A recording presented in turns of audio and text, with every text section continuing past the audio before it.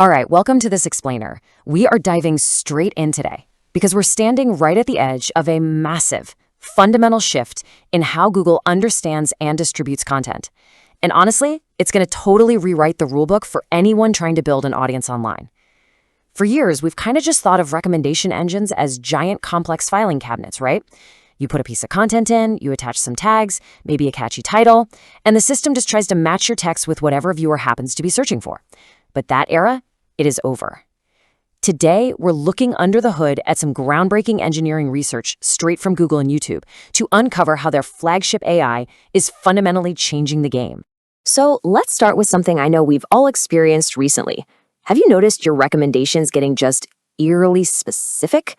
You'll be scrolling on your phone and suddenly you get served something that perfectly bridges two incredibly niche interests that you have. It feels way less like an algorithm matching keywords and way more like someone is literally reading your mind. It's almost uncanny, right? You probably thought it was just a lucky guess, or maybe your watch history just happened to align perfectly with some new trend. But the truth behind it is actually far more fascinating. Well, spoiler alert, it isn't luck. It is Gemini. That's right.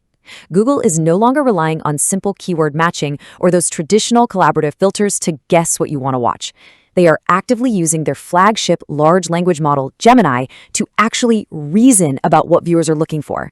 They aren't just scanning the words you typed in a search bar anymore. They're using AI to actively comprehend the deep underlying concepts of the content itself. It is a massive, massive leap from a system that just passively filters to an artificial intelligence that actively decodes your desires.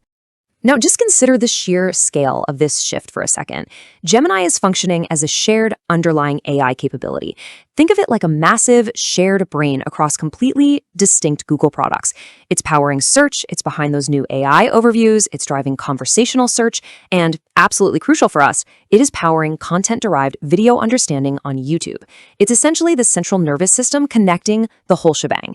The exact same AI that can synthesize an answer to a highly complex medical question is now watching and analyzing content to decide exactly who needs to see it. To actually pull this off at a scale of billions of users, Google's engineers developed what they call a large recommender model, or LRM. The big takeaway here is that they didn't just take standard Gemini and plug it in.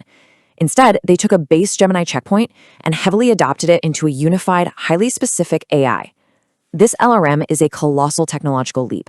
It totally moves us away from the old days of passive collaborative filtering, where the system just goes, oh, user A and user B both click this, to an active generative AI predicting human behavior because it actually understands the substance of the content.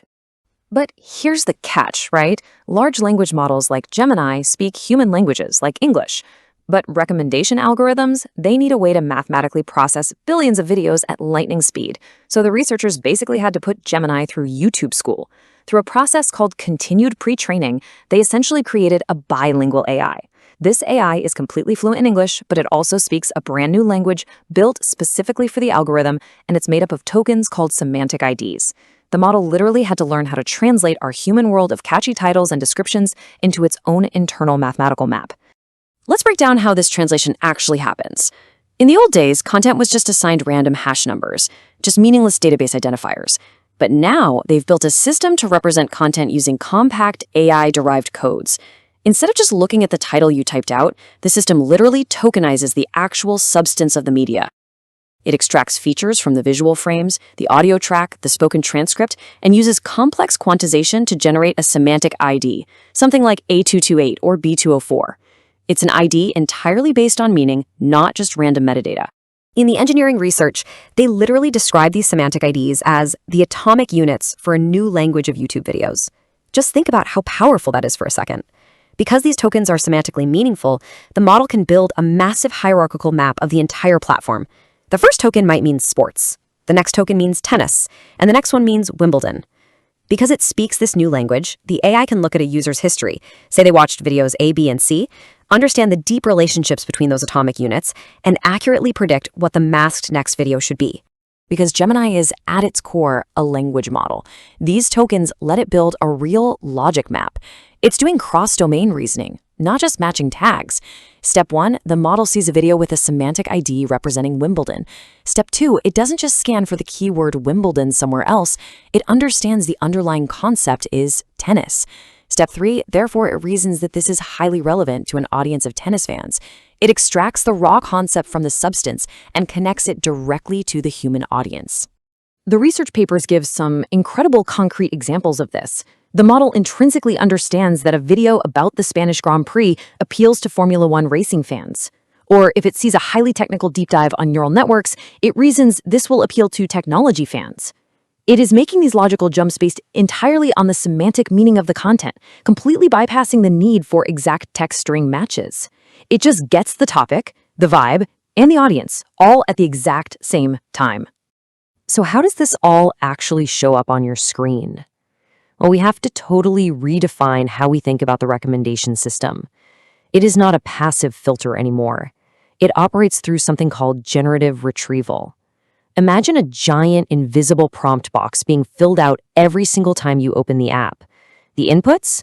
Your demographics, maybe a 24-year-old woman in the US. Your device, Android user. Your context, currently watching Olympic highlights. Plus your last 100 watched videos and how deeply you engaged with them. The AI takes this massive, highly personalized prompt and literally generates or decodes the perfect semantic IDs to show you next. And the results of this generative retrieval, they are absolutely staggering, especially for hard-to-predict cases. Here's a mind-blowing example straight from the research. Before the LRM, if a user was watching Olympic highlights, the old system would just stubbornly recommend more men's track races because, well, that's what traditional text matchers do. But the new LRM, reasoning through that personalized prompt, makes a leap. It analyzes the user's demographics and history, connects the underlying concepts, and successfully surfaces related women's sprint events. It finds those impossible, invisible connections that traditional databases completely miss. Now, this brings us to a massive, flashing warning light for anyone creating content.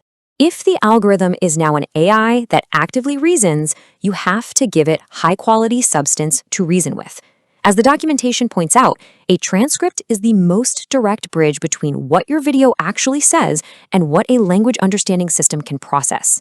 If your script is just full of generic filler, or if you're relying purely on clickbait titles with zero substance in the actual audio, the semantic ID generated for you will be weak, muddy, and basically useless.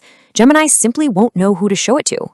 And look, it's not just the words you say, it is exactly how you organize them. The guidance here is crystal clear. Chapters matter. By breaking your content into discrete, nameable segments, you are actively helping the AI. You're taking a long, undifferentiated block of content and giving it structure, so the system can map specific parts of your work to specific entities and relationships. You are essentially handing Gemini a meticulously organized textbook of your content, which makes it vastly easier for the LRM to map your concepts to the perfect audience. So, what's the big actionable takeaway for you here?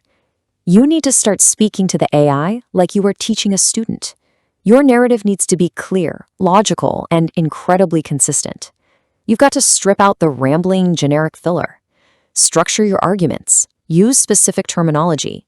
Because every single word you say is being tokenized and compressed into that semantic ID. The better and clearer your teaching is, the more accurately the AI can reason about your value, and the more perfectly it's going to match you to your ideal viewer. We are rapidly moving toward a world where the lines between search and recommendation are completely blurring. Mastering this reasoning phase of the algorithm is absolutely how you win the next 5 years of content creation. If you want to dive deeper into the technical strategies behind all of this, you've got to download the Semantic Future Creator Handbook at semanticfuture.test. It unpacks all of this Google research on large recommender models and gives you the exact workflow to optimize your production for an AI that actually reasons. I want to leave you with a thought that I really hope completely reframes how you plan your next upload. The recommendation engine isn't just a list of filters anymore. It is an active, bilingual artificial intelligence that reasons across domains to decode human desires. So you have to ask yourself, when Gemini watches your next piece of content, are you actually giving it a reason to choose you? Thank you so much for exploring this with me today, and keep building for the semantic future.